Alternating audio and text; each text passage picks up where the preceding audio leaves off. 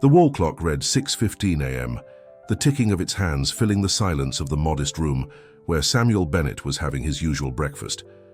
A piece of toast, a cup of tea, and the morning paper were all he needed to start another day. Despite the fortune he had accumulated over decades of work, Samuel lived humbly. His home was cozy yet simple, adorned with antique furniture and family photos, each carrying a story he would never forget. On the table beside him, a framed photo stood out. Lucy, his daughter, smiling alongside Theodore, his 7-year-old grandson. The boy's eyes sparkled like those of a dreamer, even now as the illness seemed to sap his strength. Multiple sclerosis, harsh words that had changed everything. Theodore spent more time in the hospital than at home, but whenever he could, Samuel visited him, bringing stories and smiles to that cold, white room. That day, Samuel adjusted his scarf, grabbed the newspaper and headed out for his morning walk. It was his way of organizing his thoughts and finding renewed purpose each day. During the walk, he recalled his last conversation with Theodore, who had spoken excitedly about sports cars. "Grandpa, did you know that a Ferrari's sound is unlike any other car? It's like the roar of a lion," Theodore had said, his eyes gleaming with excitement. "I did know that, but did you know that one day you'll hear it up close?" Samuel replied, a subtle smile on his lips. Theodore laughed. He didn't know his grandfather was serious. That night, as Samuel stared at the ceiling of his room, he made a decision. He would make Theodore's dream come true no matter the cost. If a ride in a Ferrari was what made his grandson happy, that's what he would make happen. When Samuel arrived at the hospital that morning, he found Theodore lying in bed with a collection of toy cars by his side. The boy had set aside a red Ferrari model to show his grandfather. "This one, Grandpa, a Ferrari 458 Italia. It's my favorite," Theodore said, handing the toy car to Samuel. The old man held the small car in his hands as if it were a priceless treasure. "Excellent choice. Can I tell you a secret?" Samuel asked. Theodore nodded, his eyes wide with curiosity. "I'm planning something special for the two of us, a trip you'll never forget." Theodore smiled, though his energy was visibly diminished. The moment was sweet, but the urgency of the situation hung in the air. Samuel knew time was short, and that only made his resolve stronger. As he left the hospital, Samuel took a deep breath. He had already decided what to do, but he knew it wouldn't be easy.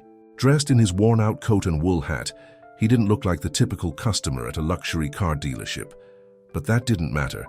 Over his long life, he had learned that appearances could be deceiving, but a true heart needed no embellishments.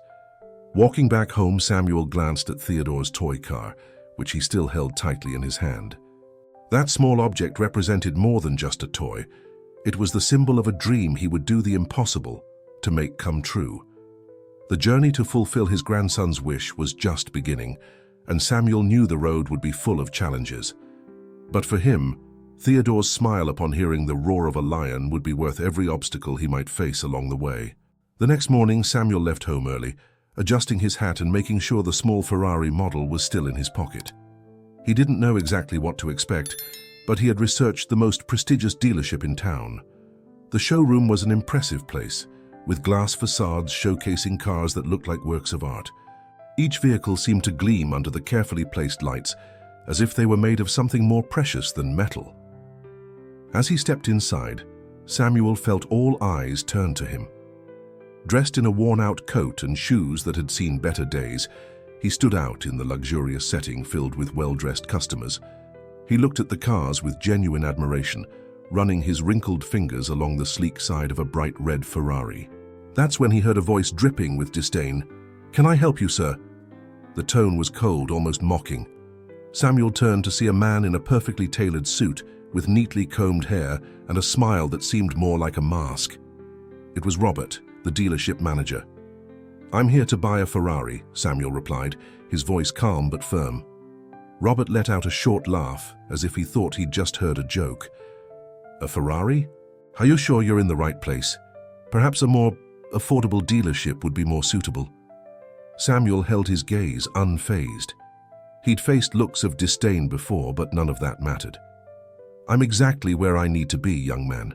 Now can you show me the 458 Italia? Robert stepped forward as if trying to intimidate him, but before he could say more, another voice interrupted. May I help? It was Mason, a young salesman who had been watching the scene from a distance. He had a serious expression, but there was something in his eyes, a mix of curiosity and empathy. I'll handle this, Robert. Thank you, Mason said, stepping in.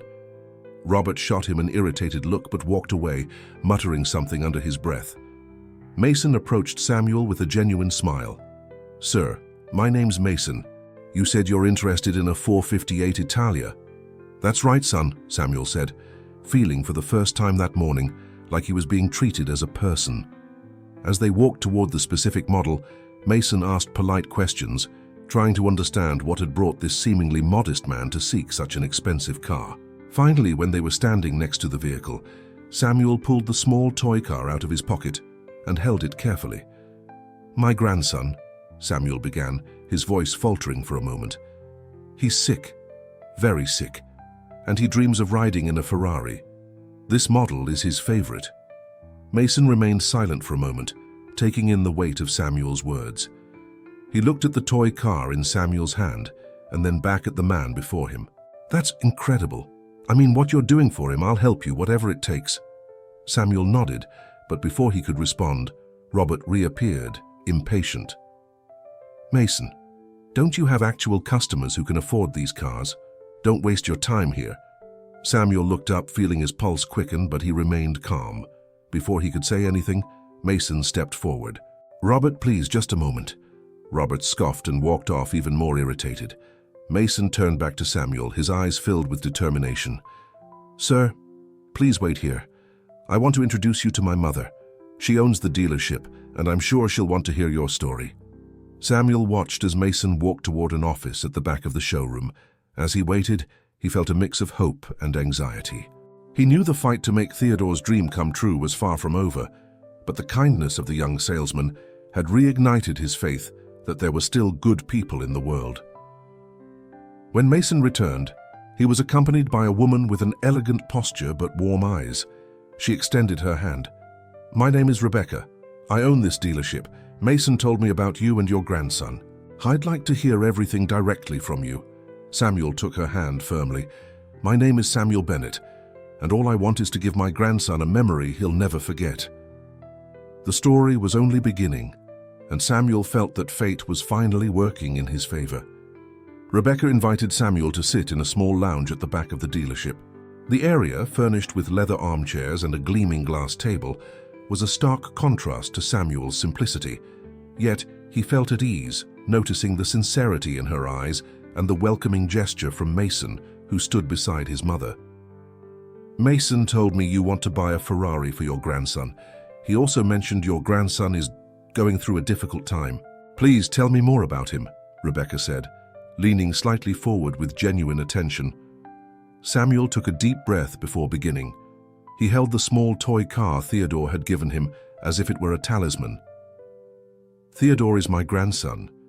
He's only 7 years old, but he's already faced more than most people do in a lifetime.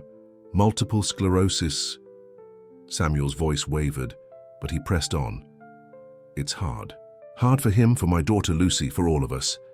But Theodore's never lost that spark in his eyes. He dreams big, like any child, and one of those dreams is to ride in a Ferrari. I don't know how much time he has left, but I know I want to give him at least this happiness. The emotion in the room was palpable. Rebecca glanced away for a moment, visibly moved, while Mason crossed his arms, clearly trying to contain his own reaction. I'm not here asking for charity, Samuel continued, straightening up in his chair. I have the resources to pay, and I insist on doing so. I just need someone to take me seriously. Rebecca smiled softly. Mr. Bennett, thank you for sharing that with me. Your love for your grandson is inspiring.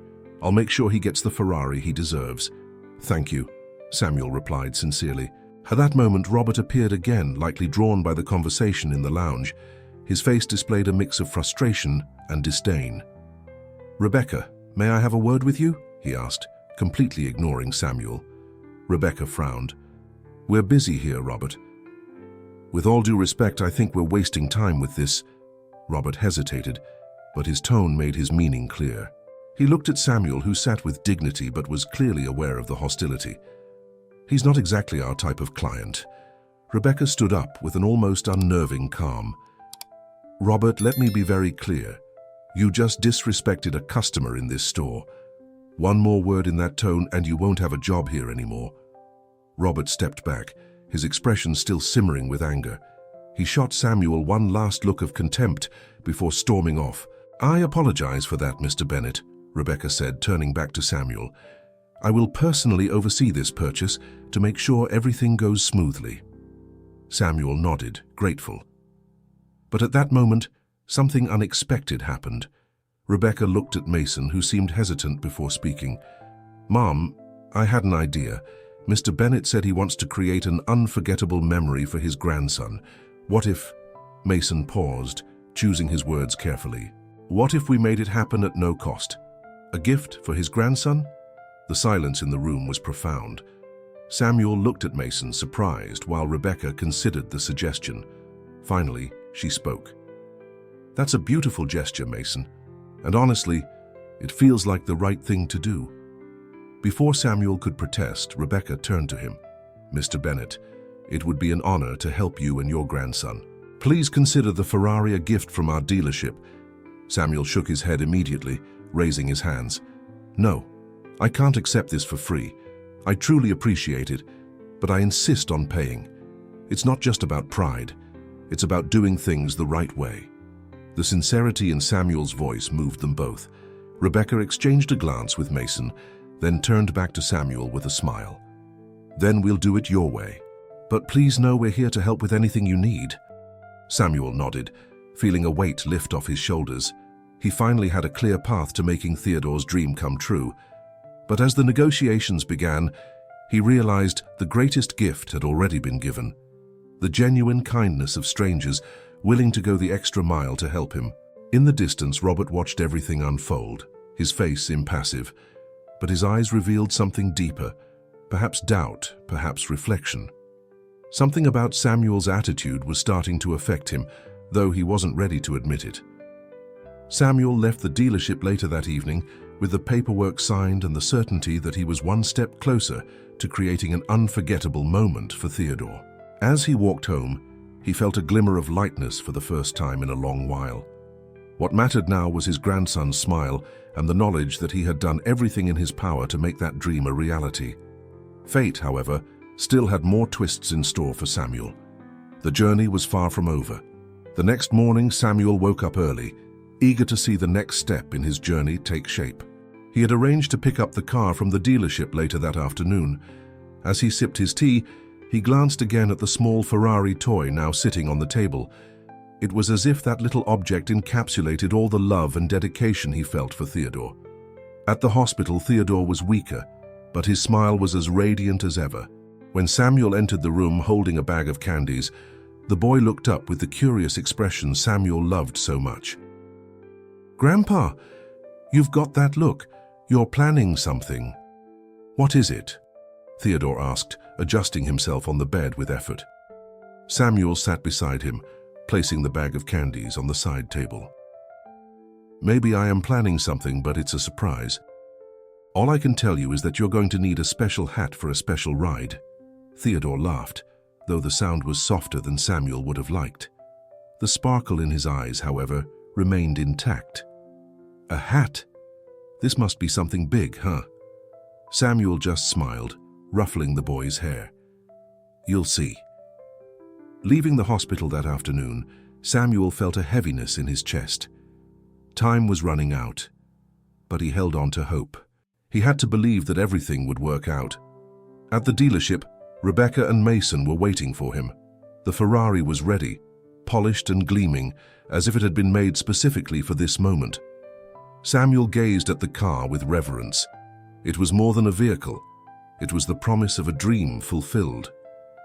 Rebecca approached him with an envelope in hand. "Mr. Bennett, here are all the documents. The Ferrari is yours and it's been an immense pleasure to help."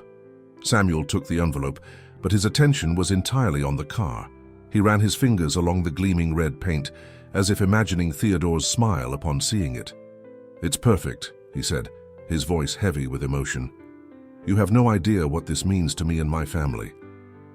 Mason, who had been standing beside the car, stepped closer with a determined look. "Mr. Bennett, if you need anything, I'll be here. This car is special, but what you're doing is even more special."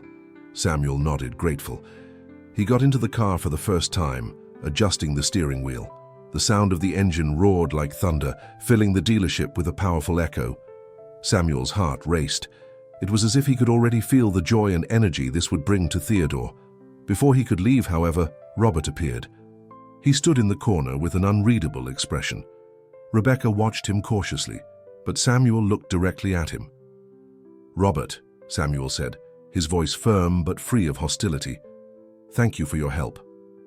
Robert looked surprised, as if he had expected something different. He hesitated, then finally replied, I'm sorry for what I said earlier. I shouldn't have judged." Rebecca glanced at Samuel, waiting for him to say more, but Samuel simply gave a faint smile, started the engine and drove off. He knew that gesture of humility was a first step, and for now, that was enough.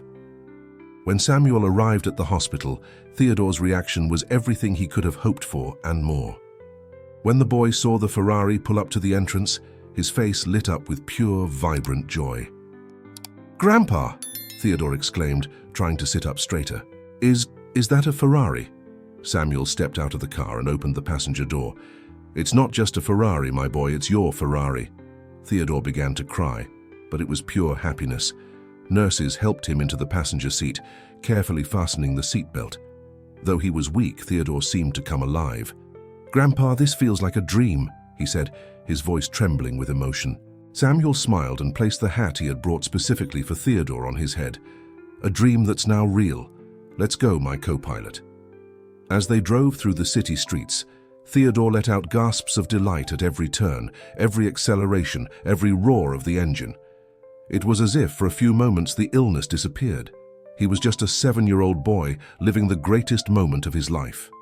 Samuel, driving beside his grandson, felt tears stream down his face. But they weren't tears of sadness. They were tears of gratitude. Gratitude for that moment, for that smile, for that memory he knew he would carry forever. Theodore looked at his grandfather and said, "I love you, Grandpa, thank you." Samuel gently squeezed the boy's hand, keeping the other on the wheel. "I love you too, Theodore." And in that instant, nothing else mattered. It was just the grandfather, the grandson, and the sound of a lion's roar, echoing as the memory of a dream come true. That night, Samuel sat in his favorite chair in the living room, replaying every detail of the day in his mind. He looked at the small Ferrari toy now sitting beside a recent photo of Theodore. His grandson's face, lit up with joy, was an image he would never forget. It had been a perfect day, but Samuel knew that time was relentless. He also knew that this moment, brief as it was, would be a legacy no clock could erase. The days that followed were difficult. Theodore grew weaker, and Samuel's visits to the hospital became almost daily. But every time he walked into the room, he brought stories of cars and adventures, keeping his grandson's enthusiasm alive. He would recount the ride, describing every turn, every acceleration, as if it were an epic tale. One morning, Lucy asked Samuel to step into the hallway for a conversation. The expression on her face was grave, something Samuel had feared but was prepared to face with courage. "Dad, the doctors said he may not have much time left. They suggested we call a priest or someone to help us say goodbye." Samuel nodded, feeling the weight of her words, but he replied with steady resolve, "He's still here, Lucy, and as long as he is, I'll make sure every moment is filled with love." Lucy held her father's hand, her eyes brimming with tears. She knew Samuel would do exactly that, just as he always had. A few days later, Theodore passed away, surrounded by the love of his mother and grandfather. Samuel was by his side until the very end, holding his hand and whispering words of comfort. The void left by his passing was immense, but Samuel found solace in knowing he had done everything possible to bring Theodore moments of happiness. News of Samuel and Theodore's story began to spread. Mason and Rebecca, deeply moved, felt they had to do something to honor the boy's memory. During a family conversation, Mason suggested, "What if we renamed the dealership? something to keep Theodore's memory alive and inspire others to spread kindness. Rebecca thought for a moment and nodded. I think it's perfect, not just for Theodore's memory, but for what we learned from Mr. Bennet. This story needs to be told. They decided to organize a renaming ceremony. The dealership would become Theodore Bennet Dealership, where dreams come true. It would be a tribute to Theodore's brief but impactful life and a testament to the kindness Samuel had shown the world. On the day of the ceremony, the dealership was packed. Customers, employees, and even curious onlookers came to pay their respects. A large banner with the dealership's new name was unveiled, and Samuel, the guest of honor, was invited to give a speech. With a voice heavy with emotion but full of determination, he spoke. My grandson, Theodore, had a spirit that transcended his age. He taught us that even in the hardest moments, there is still room to dream, to love, to believe. This place now bears his name, not just as a remembrance, but as a symbol that kindness and compassion can change lives. The crowd erupted in applause, many with tears in their eyes. Mason and Rebecca approached Samuel after the speech, both visibly moved. You changed our lives too, Mr. Bennet, Rebecca said. We'll never forget this. Samuel smiled, holding her hand for a moment. All I did was love my grandson. The rest happened because you believed in that. As months passed, the dealership became more than just a place to buy luxury cars. It was a space where stories of dreams fulfilled were shared. People from all over came not just to see the cars, but to hear the story of Theodore and Samuel. Rebecca and Mason made sure the essence of that legacy lived on, encouraging their employees to treat everyone with respect and empathy. Even Robert, the manager who had once humiliated Samuel, found a path to redemption. Inspired by Samuel's gesture of forgiveness, he began to change. After taking some time away, he returned to the dealership with a completely different attitude, more humble and eager to learn. He sought Samuel out personally to apologize. I was wrong about you, about everything, Robert said sincerely. I'll never forget the lesson you taught me. Samuel shook his hand. What matters is what you do from here on out. Over time, Samuel found comfort in the memories of Theodore. He continued to visit the dealership, where he was always welcomed like family. The plaque at the entrance bearing his grandson's name served as a constant reminder that love and kindness had the power to create lasting legacies. And so Theodore's message lived on, not just in the dealership that now bore his name, but in the hearts of everyone who heard his story.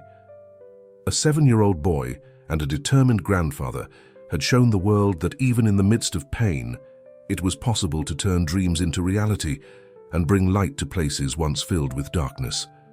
The story of Samuel and Theodore became something of a local legend. People from different places visited the dealership, not just to buy cars, but to hear about the kindness that had inspired its new name. Every visitor who walked through the entrance read the sign that said, Theodore Bennet Dealership, where dreams come true, and couldn't help but ask, who was Theodore Bennet?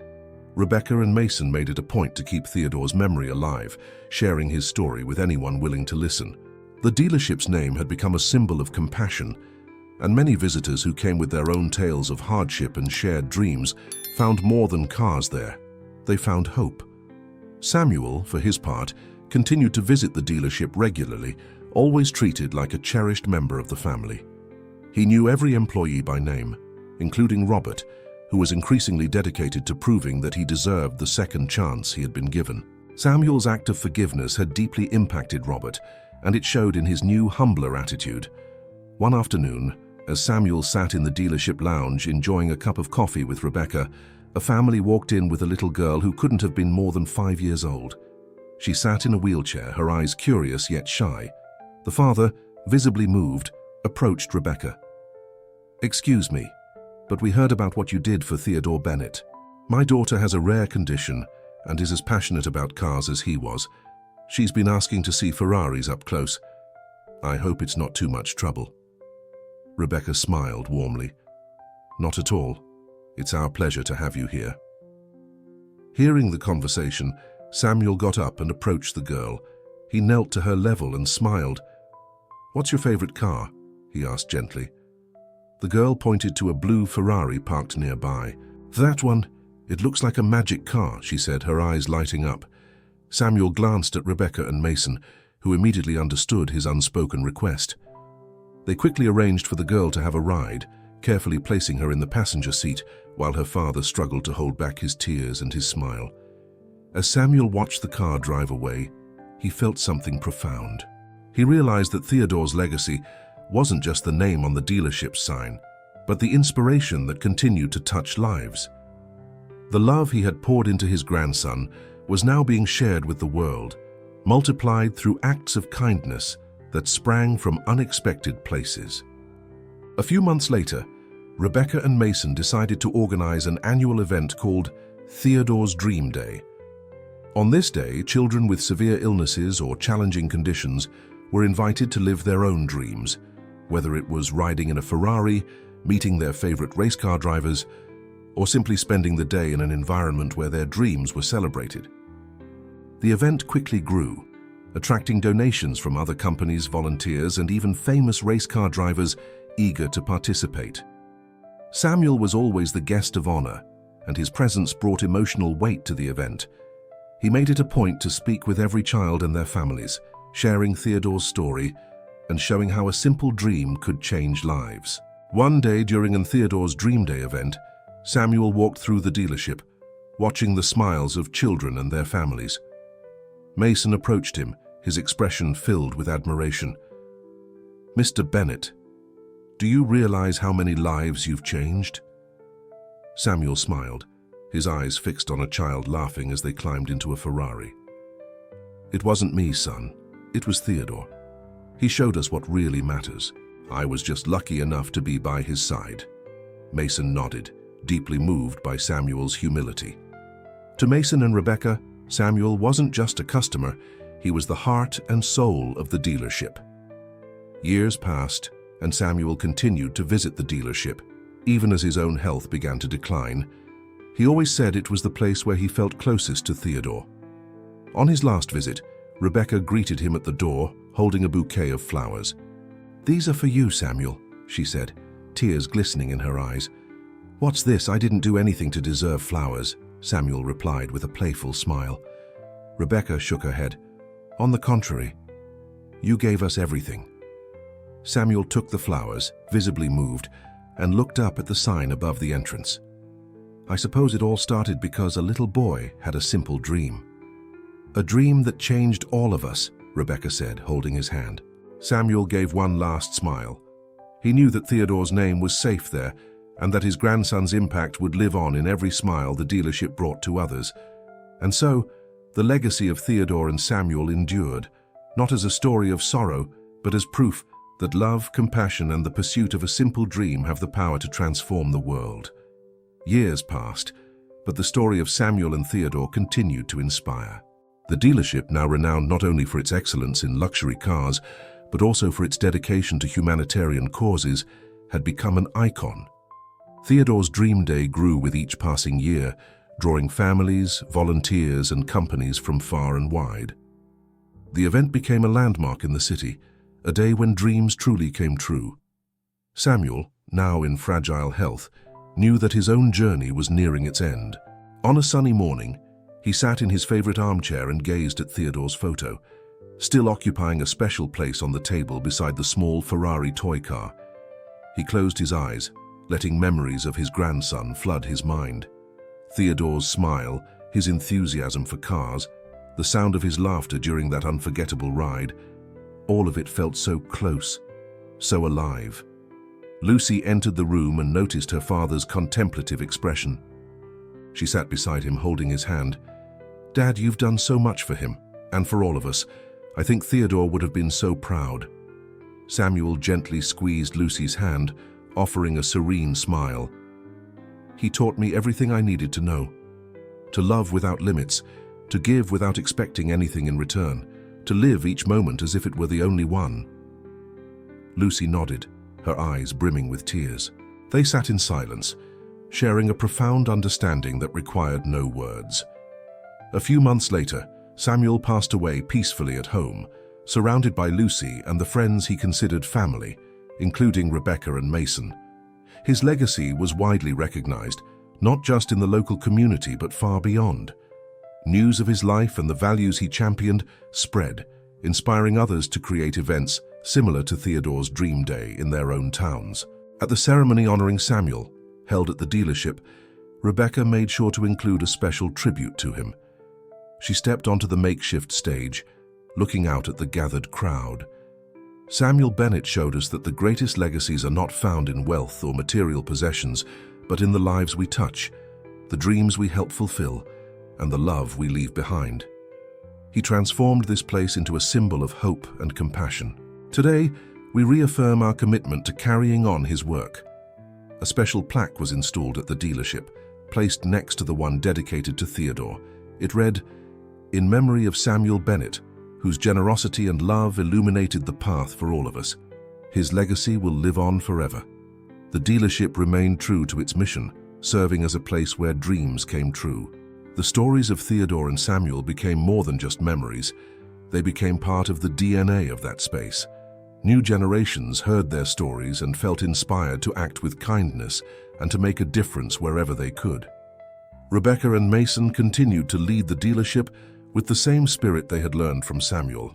Robert, now completely transformed, became one of the strongest advocates for the company's charitable initiatives, often speaking about how a simple act of forgiveness had changed his life. Lucy, for her part, found solace in knowing that her son and her father had left such a profound impact on the world. She remained actively involved in Theodore's dream day, sharing stories about Theodore and Samuel with the children and families who visited the dealership. And so, the message of love, compassion, and hope that began with a simple dream continued to spread, like ripples in a still lake. The sound of a Ferrari's engine and the smile of a boy who loved cars became symbols of something much greater, the power of a kind heart and the ability of a simple act of love to change lives forever.